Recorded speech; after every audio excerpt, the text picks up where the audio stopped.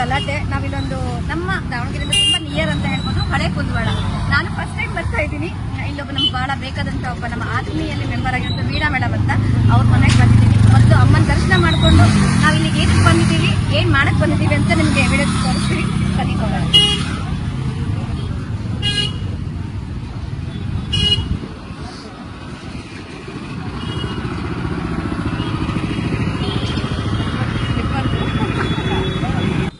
Ma'am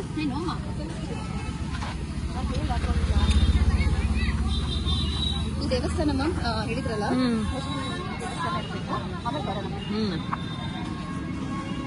ಜಾತ್ರೆ ಅಂದ್ರೆ ಬಳೆ ನೋಡಿ ಮ್ಯಾಮ್.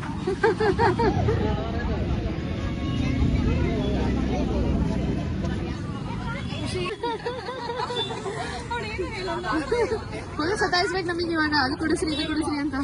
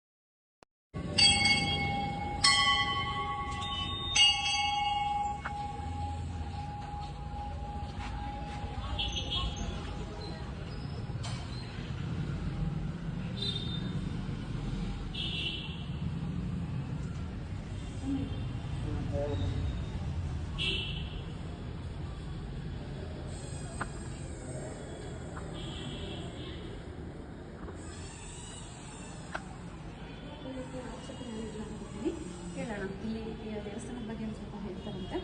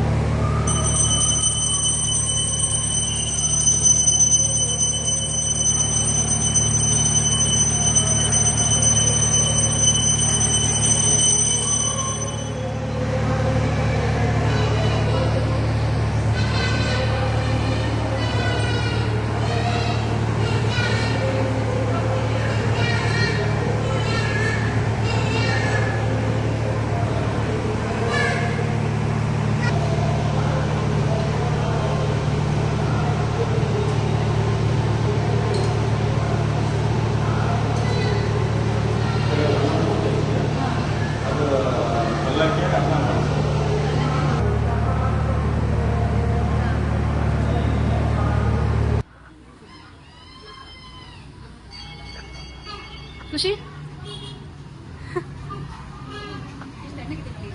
ಕಲ್ಲಿಂದ ಮಾಡಿರೋದು ನಾನು.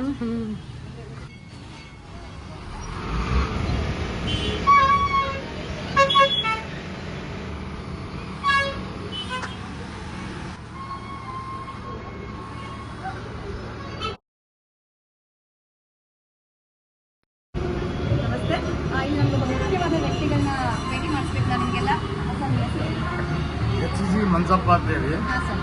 ರಾಜ್ಯ ಮೀನುಗಾರರ ಮಹಾಮಂಡಳಿ ಅಧ್ಯಕ್ಷ ನಾನು, ಸ್ಟೇಟ್ ಲೆವೆಲ್. ಇಲ್ಲಿ ದೇವಸ್ಥಾನ ಕಮಿಟಿಯ ಕಾರ್ಯದರ್ಶಿ ಮತ್ತು ಸಂಚಾಲಕನು ನಾನೇ.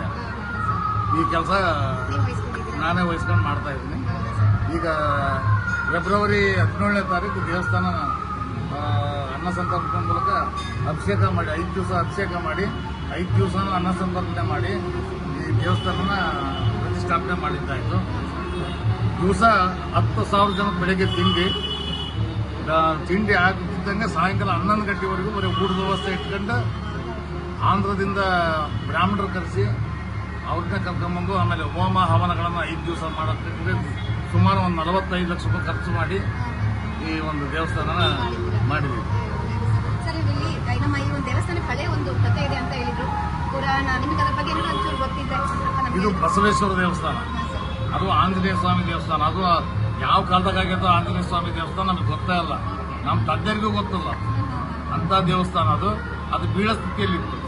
ಹೊಸದಾಗಿ ನಿರ್ಮಾಣ ಮಾಡ್ಬೇಕಂತೇಳಿ ಅದನ್ನು ಶುರು ಮಾಡ್ಕೊಂಡ್ವಿ. ಈ ದೇವಸ್ಥಾನನ ನಾಗನಹಳ್ಳಿ ಗುರುಬಸವಮ್ಮ ಅಂತೇಳಿ ಅವ್ರ ಮನೆಯವ್ರು ಕಟ್ಟಿದ್ದಿದೆ. ಅವರು ಈ ಊರಿಗೆ ದೇವಸ್ಥಾನ ಕಟ್ಟಿ ನಮ್ಮ ಊರಿಗೆ ಒಂದು ಬಾವಿ ತೆಗೆಸಿ ಕುಡಿಯೋ ನೀರಿಗೆ ಈ ಪೂಜೆಗೆ ಬರಲಿ ಅಂತ ನಿರ್ಮಾಣ ಮಾಡಿರ್ತಕ್ಕಂಥದ್ದು. ಈ ದೇವಸ್ಥಾನಕ್ಕಾಗಿನೇ 12 ಎಕರೆ ಜಮೀನು ಕೊಟ್ಟರು. ಆ ಜಮೀನಿನಲ್ಲಿ ಈಗ ಕಾಲೇಜು, ಹೈಸ್ಕೂಲು, ಆಮೇಲೆ ಒಂದು ಹಾಸ್ಟೆಲ್ ನಡೀತಾ ಇದೆ, ಪ್ರೈಮರಿ ಸ್ಕೂಲು ಅಲ್ಲೇ ನಡೀತಾ ಇದೆ. ಹೀಗಾಗಿ ಒಳ್ಳೆ ಕಾರ್ಯಕ್ರಮ ಹೇಳ್ಬೇಕು ಅಂದ್ರೆ ಬಸವಣ್ಣ ದೇವಸ್ಥಾನದ ಧರ್ಮದರ್ಶಿಗಳು ಅವ್ರೇನು ಮಾಡಿದ್ರು, ಇವತ್ತು ಅದು ಹೆಸರು ಉಳಿಲಿ ಅಂತ ಇದು ಬೀಳಂಗಿತ್ತು. ಆ ಗುಡಿ ಮುಗಿತಿದ್ದಾಗ ನಾವೇನ್ ಮಾಡಿದ್ವಿ, ಅದ್ರ ಸ್ವಲ್ಪ ದುಡ್ಡು ಉಳಿಯಂಗೆ ಕಾಣ್ತದೆ. ಮತ್ತೊಂದು ಸ್ವಲ್ಪ ಕನೆಕ್ಷನ್ ಮಾಡ್ಕೊಂಡು ಇದನ್ನು ಅದೇ ರೀತಿ ಮಾಡ್ಬೇಕು ಅಂತೇಳಿ ಈ ದೇವಸ್ಥಾನ ನಿರ್ಮಾಣ ಮಾಡಿದ್ವಿ. ತುಂಬಾ ಚೆನ್ನಾಗಿತ್ತು ದೇವಸ್ಥಾನ. ನಾವು ಮೊದಲನೇ ಬಾರಿ ಊರಿಗೆ ಬಂದಿದ್ದೀವಿ. ಫಸ್ಟ್ ಟೈಮ್ ನಮ್ಗೊಬ್ಬರು ಇನ್ವೈಟ್ ಮಾಡಿದ್ರು ನಮ್ಮ ಆತ್ಮೀಯ ಕಡೆ. ನಮ್ಮದೊಂದು ಲೇಡೀಸ್ ಹೆಂಗಿದೆ ಆತ್ಮೀಯ ಅಂತ, ಅಲ್ಲಿಂದ ಕರೆದ್ರು. ಹಾಗಾಗಿ ಬಂದ್ವಿ. ಅವ್ರು ಹೇಳಿದ್ರು ತುಂಬಾ ಹಳೆ ದೇವಸ್ಥಾನ, ಹೊಸದಾಗಿ ನಿರ್ಮಾಣ ಆಗಿದೆ, ಮತ್ತೆ ಆ ಶಿಲೆನ ಎಲ್ಲ ಸ್ಪೆಷಲ್ ಆಗಿ ತರಿಸಿದೀರಾ ಅಂತ ಹೇಳಿದ್ರು, ಕೆತ್ತನೆ ಮಾಡಿಸಿದ್ದು ಅಂತ. ಆ ಶಿಲೆನ ಏನು ಅಯೋಧ್ಯದಲ್ಲಿ ಏನ್ ಮಾಡಿದಾರಲ್ಲ ಅರುಣ್ ಯೋಗಿರಾಜ್ ಅಂತೇಳಿ, ಅವರು ನನಗೆ ಹಳೆ ಸ್ನೇಹಿತರು. ನಾನು ರಾಜ್ಯ ಮೀನುಗಾರರ ಸಹಕಾರ ಮಹಾಮಂಡಳಿ ಮೈಸೂರಲ್ಲೇ ಅಧ್ಯಕ್ಷ ಆಗಿದ್ದೆ. ನಾನು ಅಲ್ಲಿ 5 ವರ್ಷ ಅಲ್ಲಿ ಕೆಲಸ ಮಾಡಿದ್ರಿಂದ ಅವ್ರ ಪರಿಚಯ ಭಾಳ ಇತ್ತು. ಅಯೋಧ್ಯದಲ್ಲಿ ಅವ್ರ ಹೆಸರಾದ ಕೂಡಲೇ ನಾನೇ ಮಾಡಿದೆ, ನಿಮ್ಮ ಕೈಯಿಂದಲೇ ನನಗೊಂದು ಆಂಜನೇಯ ಮೂರ್ತಿ ಮಾಡಿಕೊಡ್ಬೇಕು ಅಂತ ಹಲವಾರು ಸಾರಿ ಅವ್ರಿಗೆ ಹೇಳ್ತಾ ಇದ್ದೆ. ನಾನು ನಿಮ್ಮ ಕೆಲಸ ನಾನು ಮಾಡಿಕೊಡ್ತೀನಿ, ನನಗೆ ಏನೋ ಮಾಡಿಕೊಡಿ ಅಂತ. ಪಾಪ ಅವ್ರು ಭಾಳ ರೊಕ್ಕ ಕೇಳಿದ್ರು ನನ್ನ ಮಗ ನೋಡಿ ಅವಾಗ 4,75,000 ರೂಪಾಯಿಗೆ ಅವರೇ ಮೂರ್ತಿ ಮಾಡಿ ಇವತ್ತು ಒಂದು ಒಳ್ಳೆ ಹೆಸರುಳಿಯಂಥ ಮೂರ್ತಿ ಮಾಡಿಕೊಟ್ಟಿದ್ದಾರೆ. ನನ್ನ ಈಗ 65 ವರ್ಷ ನಾನು ಯಾವ ದೇವಸ್ಥಾನಕ್ಕೆ ಹೋದ್ರು ಇಂಥ ಮೂರ್ತಿ ನಾನು ನೋಡಿಲ್ಲ. ಅಂಥ ಮೂರ್ತಿಯನ್ನು ಸ್ಥಾಪನೆ ಮಾಡಿಕೊಟ್ಟಿದ್ದಾರೆ. ನಿಜವಾಗ್ಲೂ ಅವ್ರ ಹೆಸರು ಕೇಳಿ ಖುಷಿನೂ ಆಗುತ್ತೆ. ನಮ್ಮ ಅಂತ ಶ್ರೀರಾಮ ಮಂದಿರಕ್ಕೆ ಸೇವೆ ಮಾಡಿದಂಥ ವ್ಯಕ್ತಿ ಅವರು. ನಿಜ ನಮ್ಮ ಊರಲ್ಲಿ ಈ ತರ ಒಂದು ಹನುಮಾನ್ ಕೆತ್ಕೊಟ್ಟಿದ್ದಾರೆ. ಅವ್ರಿಗೂ ಕೂಡ ಧನ್ಯವಾದ ಹೇಳ್ತೀನಿ. ಹಾಗೆ ಸರ್, ನಿಜವಾಗ್ಲೂ ಖುಷಿ ಆಗುತ್ತೆ. ನಿಮ್ಮ ಇಷ್ಟು ಇದರಲ್ಲೂ ಕೂಡ ಇಷ್ಟು ಎಕ್ಸ್ಪೀರಿಯನ್ಸ್ ಅಲ್ಲಿ ನೀವು ಇಷ್ಟೆಲ್ಲ ಒಳ್ಳೆ ಕೆಲಸಗಳನ್ನ ಮಾಡ್ತಾ ಇದ್ದೀರಾ. ಇನ್ನು ಏನು ಇಂಪ್ರೂವ್ ಆಗ್ಬೇಕು ಸರ್, ಏನ್ ಅನ್ಸುತ್ತೆ ಊರಲ್ಲಿ? ಈಗ ಇನ್ನೊಂದು ನವಗ್ರಹ ಮೂರ್ತಿ ಒಂದು ಮಾಡಿಸ್ಬೇಕು ಅಂತ ಐತೆ. ನವಗ್ರಹ ದೇವಸ್ಥಾನ ಮಾಡಬೇಕು, ಮೂರ್ತಿನ ಮಾಡ್ಬೇಕು ಅಂತ ಐತೆ. ಇದು ನಮಗೆ 5 ವರ್ಷಕ್ಕೊಂದ್ಸರಿ ದೇವಿ ಹಬ್ಬ ನಡೆಯೋದು ಯಾವಾಗಲೂ. ಈ ದೇವಸ್ಥಾನಗಳು ನಿರ್ಮಾಣ ಆಗಲಿ ಅಂತೇಳಿ ನಾವು 19 ವರ್ಷದವರೆಗೆ ದಬ್ಬಿ ಹಬ್ಬ ಆಗೇ ಅಲ್ಲ.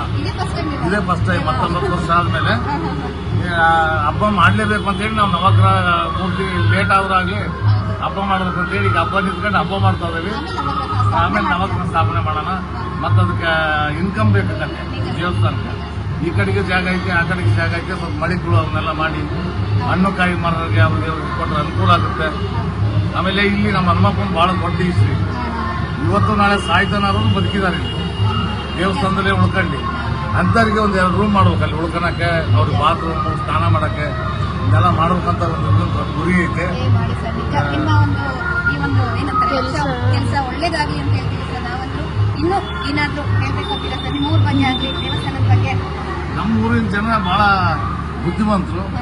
ಆಮೇಲೆ ದುಡ್ಡಿಗೆ ಯೋಚನೆ ಮಾಡೋದಲ್ಲ. ಕಾಣ್ತಾ ಇದೆ ಸರ್.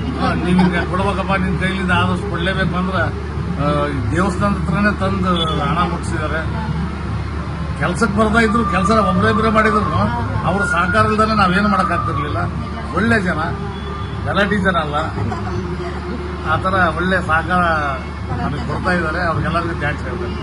ಸರ್, ನಿಮ್ಮ ಹೆಸರು? ಮೋಹನ್ ಸರ್. ನೀವು ಇಲ್ಲಿ ಪೂಜಾ ಆ ದೇವಸ್ಥಾನ ನೀವೇ ಅರ್ಚಕರು ಇದ್ದೀರಾ? ಇವಾಗ 2 ತಿಂಗಳಾಯ್ತು ಸ್ಟಾರ್ಟ್ ಆಗಿ ದೇವಸ್ಥಾನ ಪೂಜೆ ಎಲ್ಲ ಸ್ಟಾರ್ಟ್ ಮಾಡ್ಕೊಂಡು ತುಂಬಾ ಜನ ಬರ್ತಾ ಇದಾರೆ ಭಕ್ತಾದಿಗಳು. ಹೆಂಗ ಬರ್ತಿದ್ದಾರೆ? ಇಲ್ಲಿ ಸ್ಟೇ ಆಗ್ತಾರಾ? ದೇವಸ್ಥಾನದಲ್ಲಿ ಇರ್ತಾರಾ? ಇಲ್ಲ, ಏನಾರ ಆರಾಮದವರಿಗೆ ಹನುಮಪ್ಪ ಹೇಳಿದ್ರು ಇರ್ತಾರೆ. ಇರ್ತಾರಲ್ವಾ ಸರ್? ಅದೇ ಪೂಜೆ, ವಿಶೇಷ ಪೂಜೆ ಅಂತ ಎಲ್ಲ ಮಾಡ್ತೀರಾ ನೀವು? ವಿಶೇಷ ಪೂಜೆ ಅಂದ್ರೆ ಅಭಿಷೇಕ ಇವೆಲ್ಲ ಮಾಡ್ತೇವೆ. ಮಾಡ್ತೀರಾ? ಇದು ಹುಷಾರಿಲ್ಲ ಅಂತ ಬರ್ತಾರಲ್ಲ, ಅವ್ರಿಗೆ ಯಾವ ತರ ನೀವು ಇದು ಮಾಡ್ತೀರಾ? ಸ್ವಾಮಿ ಹೇಳ್ತತಿ ಇಲ್ಲಿ ದೇವ್ರು ಹೊಂಟಿದೆ, ಗಂಡಮೂರ್ತಿ ಬಂದು ಹೇಳ್ತೇವೆ ನಾವು ಕುರು ಮಾಡಿ ಹಿಂಗಾಗಿದೆ ನೀನ್ ಈ ತರ.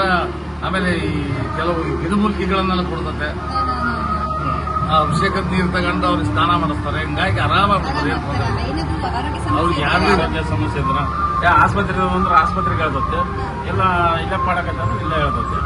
ಹಂಗಾಗಿ ಇಲ್ಲೇ ಹೇಳಿದ್ಮೇಲೆ ಇರ್ತಾರೆ. ನಿಮ್ಮ ಫ್ಯಾಮಿಲಿ ಸರ್ ಇಲ್ಲಿ ಎಲ್ಲ ಎಷ್ಟು ವರ್ಷದಿಂದ ಇದ್ದೀರಾ?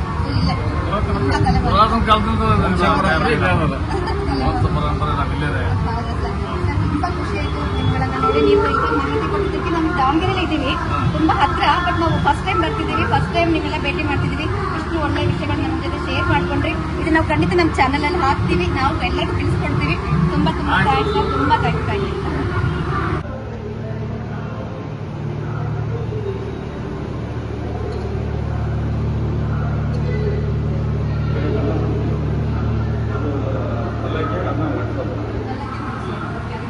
ಅದೇ ಕುರು ಮಾಡ್ಕೊಂಡು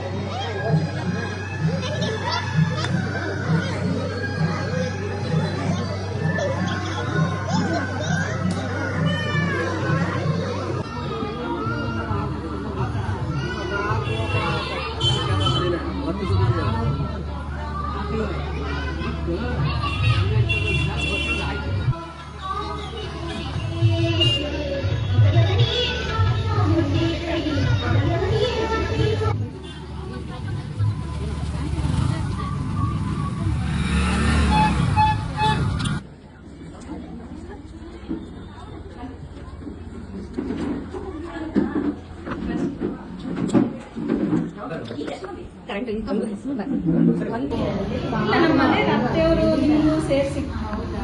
ನಾನು ಅದೇ ಹೇಳ್ತಾ ಇದ್ದಾರೆ ಅವರು. ನಮಗೆ ಬರ್ಲಿದ್ದೆ ಬಹಳ ಖುಷಿ.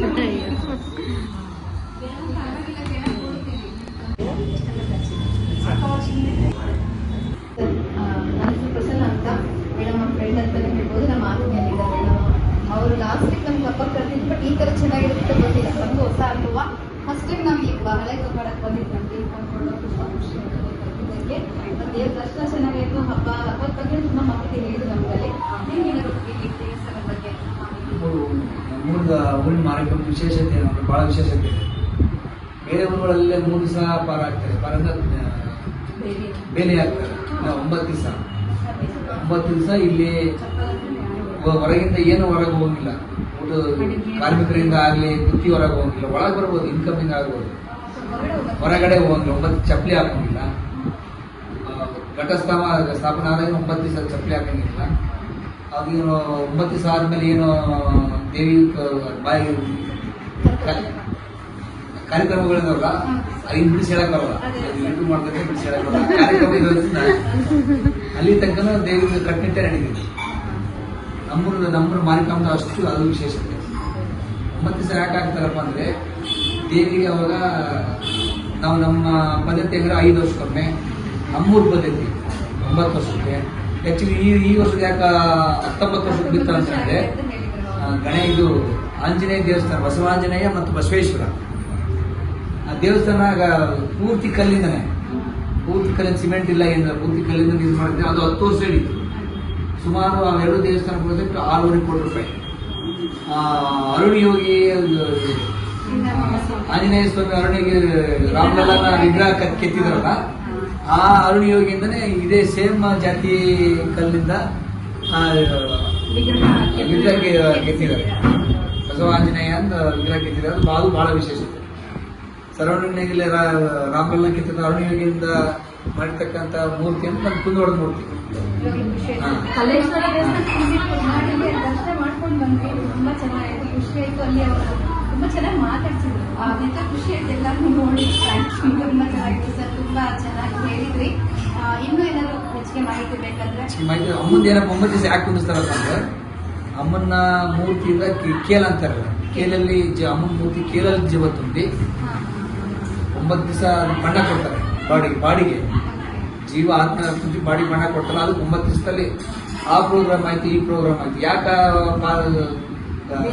ಬೇಲಿ ಆಗ್ತಾರಂದ್ರೆ ದುಷ್ಟ ಶಕ್ತಿಗಳು ಹೊರ ಬರಬಾರದು ಅನ್ನೋ ಉದ್ದೇಶಕ್ಕೋಸ್ಕರ ಅಮ್ಮನ ದೇವಿ ಕೇಲೆಲ್ಲ ಹಾಕಿ ಅದು ಅಷ್ಟೇ 9 ದಿವಸ ಅಷ್ಟು ದಿಗ್ಬಂಧನ ಮಾಡಿ ದುಷ್ಟಶಕ್ತಿ ನಾವು ಬರಬಾರದು ಅನ್ನೋ ಉದ್ದೇಶಕ್ಕೋಸ್ಕರ 9 ದಿವಸ ಕರ್ತನಿರ್ಣಯ ಪಾಲಿಸ್ತಾರೆ. ನಮ್ಮೂರಿನ ಗ್ರಾಮ ದೇವಿಗೆ ಮಾರಿಕಮ್ಮ ವಿಶೇಷತೆ ಅದು. ತುಂಬಾ ಖುಷಿ ಆಗ್ತಿದೆ. ನಾನು ತುಂಬಾ ದೇವಿ ಭಕ್ತಿ. ನಮ್ಮ ದೇವಿ ಚಾಮುಂಡಿ ತುಂಬಾ ಇಷ್ಟ. ನಾನು ಅವ್ರು ಇಷ್ಟ ಆದ ತಕ್ಷಣ ನಾನು ಫಸ್ಟ್ ಬರ್ತೀನಿ ಅಂತ ದೇವಿ ಬಂದ ತಕ್ಷಣ ಬರ್ತೀನಿ ಅಂತ ಹೇಳಿದೆ. ತುಂಬಾ ತುಂಬಾ ಧನ್ಯವಾದಗಳು ಈ ಕಡೆಯಿಂದ. ತುಂಬಾ ಖುಷಿ ಆಯ್ತು. ನಾವು ಹೊಸದಾಗಿ ಬಂದ ಊರು ನೋಡಿದ್ವಿ, ಹಬ್ಬ ನೋಡಿದ್ವಿ. Thank you so much thank you. ಎಲ್ರಿಗೂ ಬಂದಕ್ಕೆ ತಕ್ಷಣ ಹೋಗ್ತೀನಿ ನನಗೆ ತುಂಬಾ ಖುಷಿ ಆಯ್ತು. Thank you ma'am.